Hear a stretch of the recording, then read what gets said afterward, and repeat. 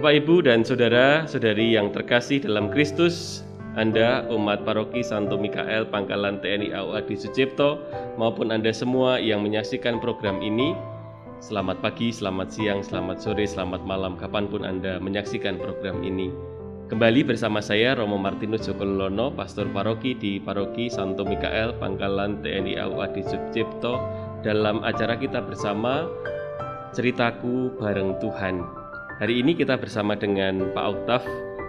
Silahkan memperkenalkan diri dulu. Terima kasih Romo. Selamat pagi, selamat siang, selamat malam para pemirsa sekalian. Terima kasih Romo sudah diundang di sini. Kami sangat berbahagia sekali bisa berkomunikasi dan berbagi iman akan kehadiran Tuhan dalam hidup kita. Perkenalkan Romo, nama saya Octavianus Olga Satyanugraha. Nama yang cukup panjang tapi itu adalah anugerah yang diberikan kepada orang tua dari orang tua saya. Pangkat saya seorang tentara nasional Indonesia Angkatan Udara dan profesi saya sebagai pilot. Saat ini saya berdinas di Wing Dik Terbang, Wing Pendidikan Terbang dengan jabatan Kepala Pembinaan Latihan dan Pendidikan. Saya lulus dari Akademi Angkatan Udara tahun 2004 dan saya sudah berkeluarga dengan anak 3. Pangkatnya apa tadi? Saya mayor penerbang. Mayor penerbang. Baik, terima kasih Mas Pak Octav. Lalu dulu kenapa kok milih jadi TNI AU? Yang bagi banyak orang muda mungkin kadang-kadang takut ya masuk TNI dengan sebegitu banyak aturan-aturan ketegasannya. Monggo. Iya Romo. Jadi saya masuk ke TNI AU ini. Sebetulnya cerita ini mengawali nanti cerita-cerita yang ke belakang itu. Karena sebetulnya saya tidak punya bayangan untuk menjadi seorang TNI AU apalagi menjadi seorang pilot. Dulu yang sering ngumpulin gambar tentang pilot itu malah kakak saya Romo. Asli mana tuh Mas? Kalau saya aslinya udah campur-campur Romo. Bhinneka Tunggal Ika.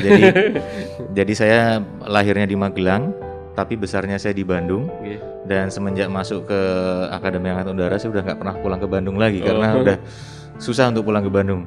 Sedangkan dapat istri orang Jogja, jadi bahasa saya juga udah campur-campur kan.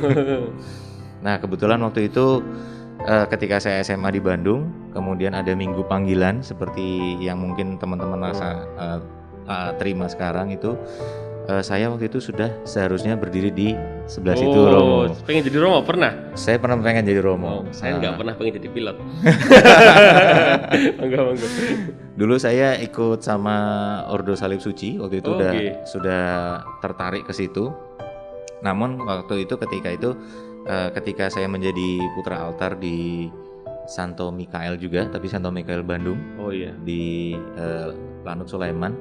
Waktu itu yang mimpin misa adalah Romo Yos. Nah, ketika itu Romo Yos adalah seorang pastor tapi seorang tentara juga.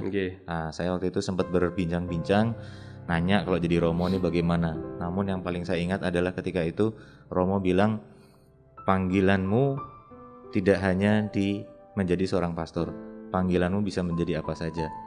Dan ketika itu saya sadari ketika saya sudah berdiri dengan pangkat Letnan 2, saya langsung ingat lagi dengan apa yang dikatakan dengan Romo Yos. Namun apa yang saya sadari juga ketika saya ketemu di AAU, Romo Yos pun bilang juga ke kami, apapun panggilanmu, kamu adalah laskar surgawi. Sehingga apapun yang kita perbuat, kita harus berkorban atas apa perintah Tuhan. Itu dia. Sehingga ketika saya mau jadi tentara itu saya juga nggak ngira juga. Saya cuma daftar aja Romo. Jadi di antara berbagai pilihan salah satunya mendaftar di AAU. Betul Romo. Jadi saya waktu itu daftar ke Universitas Katolik di Bandung. Parahyangan betul. Terus kami juga ikut UMPTN, zaman dulu UMPTN. Kemudian kami juga mau daftar jadi OSC juga. Wah. Iya. Nah, namun malah yang panggilan pertama itu adalah yang masuk AAU itu. Waktu mendaftar AAU pun saya sempat diremehkan karena waktu itu sekolahnya daftar dari sekolah mana nih, nggak terkenal ini. Udahlah nggak apa-apa buat nambah-nambah pendaftar bilang gitu kan. Oh ya? Puji Tuhan saya waktu itu lulus ranking kedua di daerah dan bisa lanjut sampai sekarang. Asal muasalnya seperti itu dan ketika saya jadi pilot sekalipun itu karena Laskar Surgawi ya Romo, jadi apapun itu harus yang terbaik untuk Tuhan. Sehingga saya berpikir pengen jadi pilot. Tapi ketika sering berjalannya waktu kok ngelihat, wah pilot itu kok waktu zaman itu tuh banyak sekali kejadian-kejadian, banyak sekali kecelakaan, sehingga saya mengurungkan niat saya jadi pilot. Jadi pilot itu pilihan atau dipilih? Bisa pilihan dan bisa dipilih. Oke. Karena banyak seleksi, dan waktu seleksi itu bahkan saya sudah menyatakan saya tidak mau jadi pilot. Saya sudah menyatakan seperti itu. Namun takdir berkata lain, sehingga saya dari seleksi kesehatan saya lulus, psikologi saya lulus, dan yang paling penting itu adalah bakat terbang saya juga lulus juga. Sehingga saya kembali lagi Laskar Surgawi, siap laksanakan perintah Tuhan, kita masuk ke situ dan sampailah sampai sekarang ini. Bahkan sekarang terpilih untuk menjadi pendidik ya untuk para sekolah penerbang ya. Betul Romo. Saya dulu juga salah satu cita-cita saya itu pengen jadi guru juga Romo. Sekarang terlaksana. Sekarang karena bapak ibu saya dulu guru Romo. Jadi ketika saya pengen kamu pengen jadi apa? Pengen jadi Romo, pengen jadi pemadam kebakaran, pengen jadi guru. Kalau jadi Romo nggak ada komplain, nggak ada komen Romo. Tapi ketika bilang jadi mau jadi pemadam kebakaran nggak usah, pengen jadi guru nggak usah, pengen jadi apa nggak usah. Tapi sekarang jadi saya kesampaian semua. Guru iya, tentara juga iya. Iya. Yang Romo yang tidak. Nah, iya. Baik, terima kasih. Kalau jadi penerbang itu kan ini pakaian ini khusus untuk mentor ya. Untuk yang penerbang umum itu warnanya beda ya. Sebetulnya warnanya sama, sama karena waktu itu kita ada 2 seragam, yang satu warnanya oranye dan juga yang satu warnanya hijau. Oranye itu dengan asumsinya adalah kalau kita sebagai seorang siswa, kalau misalkan amit-amit terjadi apa-apa itu dengan pakaian oranye itu mudah dicari. Nah, karena kita kembali lagi ke sekarang kita harus operasional. Kalau malah dibalik, amit-amit terjadi apa-apa masuk daerah musuh, kita tidak boleh ketemu. Jadi dibalik. Begitu. Oke. Ya, suka dukanya apa tuh jadi penerbang itu? Jadi penerbang itu kalau saya bilang lebih banyak sukanya Romo. Karena kita harus mensyukuri apa semua karunia Tuhan. Kalau misalkan dibilang duka, saya agak kurang setuju dibilang duka. Namun saya lebih cenderung kepada betul Romo, sesuatu hal yang menantang, karena apapun yang kita terima di hidup ini itu adalah tantangan buat kita. Kalau dibilang wah susah muter ini gimana itu nanti yang dengerin nggak mau jadi itu. Tapi menantang. Jadi semua orang yang pengen mengalami hidupnya penuh dengan tantangan, nah jadilah penerbang. Kalau saya ngomong jadilah Romo. Oke, baik. Kalau di atas sana itu pernah ngalami nggak saat-saat kritis dalam arti ini bisa landing apa enggak ya ini atau apa gimana?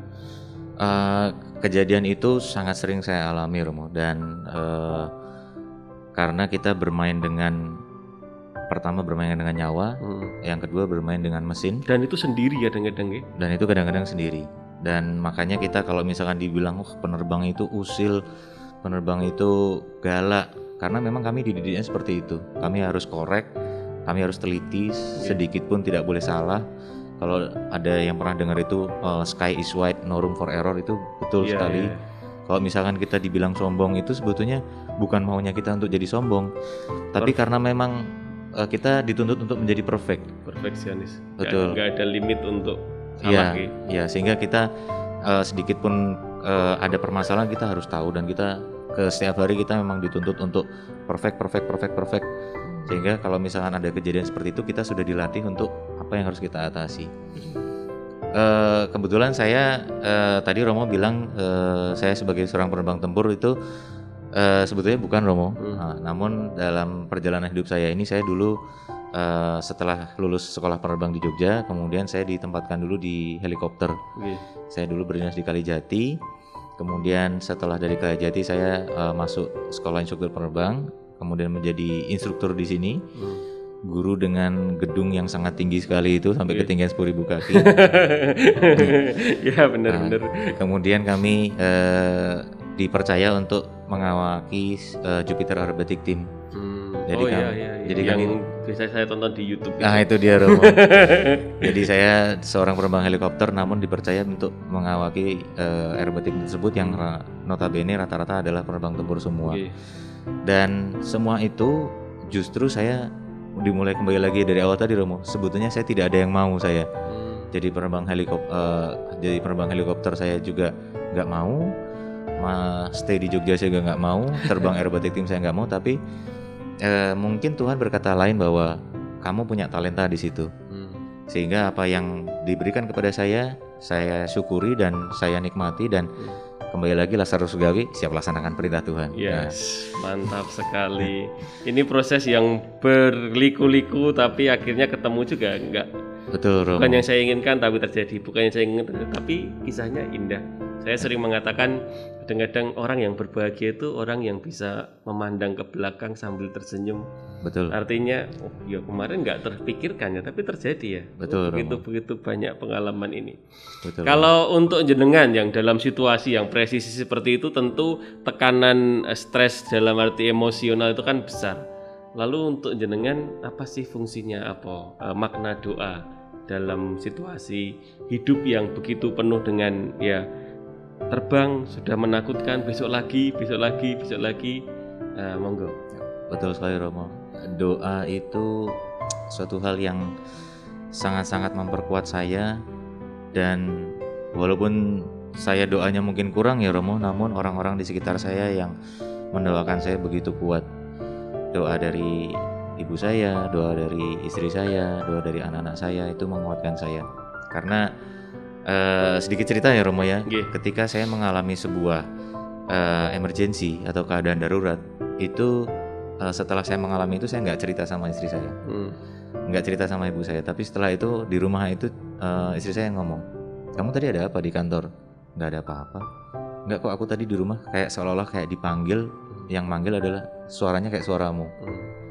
Nah mulai dari situ saya mulai cerita, oh tadi saya mengalami ini, dan setiap kali saya mengalami emergency itu, apa yang dialami istri saya ya seperti itu juga, selalu ada seperti itu.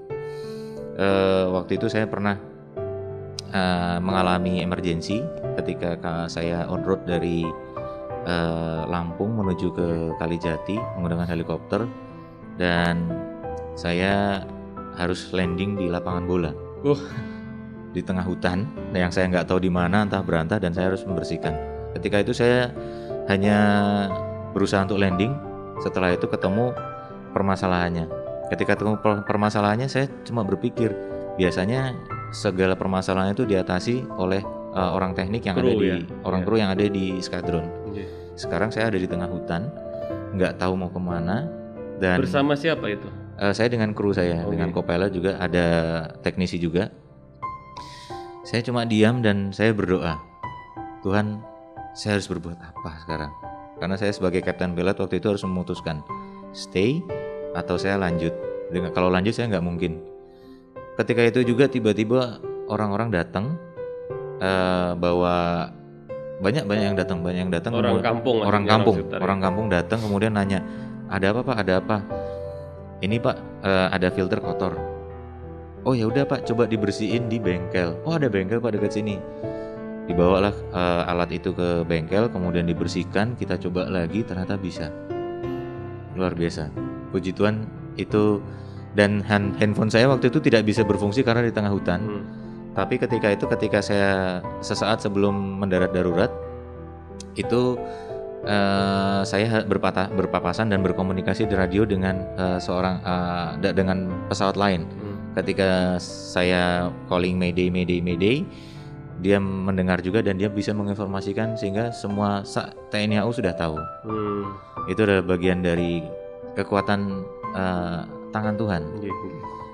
Itu yang dari diri saya sendiri. Yang kedua, saya merasa bahwa apa yang ada dalam dunia ini adalah milik Tuhan semuanya. Sehingga agama apapun itu adalah milik Tuhan juga. Dan saya punya pengalaman dan nyambung juga sama kejadian yang tadi, di mana ketika saya melewati waktu untuk sholat bagi rekan-rekan yang beragama Muslim, pasti saya terjadi sesuatu, dan saya sudah mengalami selama 2 kali. Yang kejadian waktu dari Lampung itu saya memutuskan untuk kita tidak sholat Jumat. Nah, karena memang kesepakatan dengan kru adalah kalau kita harus sholat Jumat dulu, kita akan melewati Selat Sunda yang cuacanya menantang. Sehingga kita putuskan. Namun sudah banyak orang yang bilang Jumatan dulu saja nggak apa-apa. Tapi kru kami memutuskan untuk continue. Ketika continue itulah terjadi emergency itu.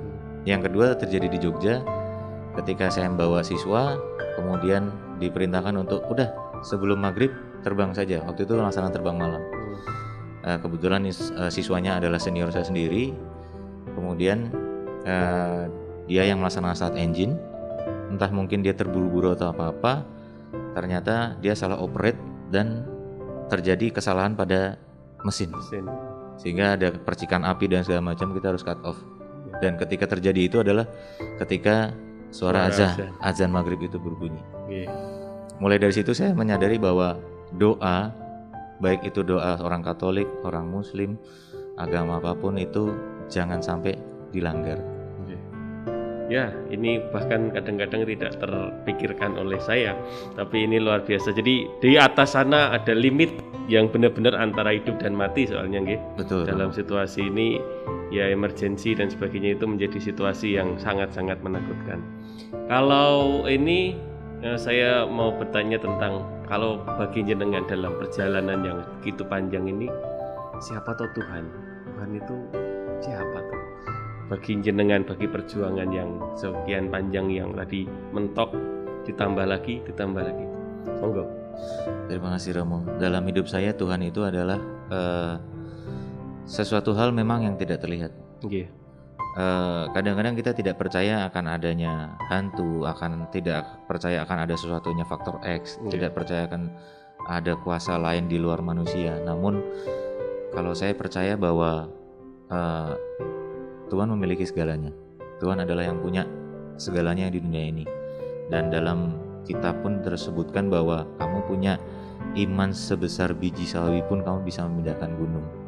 Dan dalam pengalaman hidup saya sebagai penerbang yang tidak hanya terbang, karena kami penerbang ini ditempatkan di sisi operasi, di mana sisi operasi ini kami tidak hanya melaksanakan operasinya saja, tapi juga merencanakan.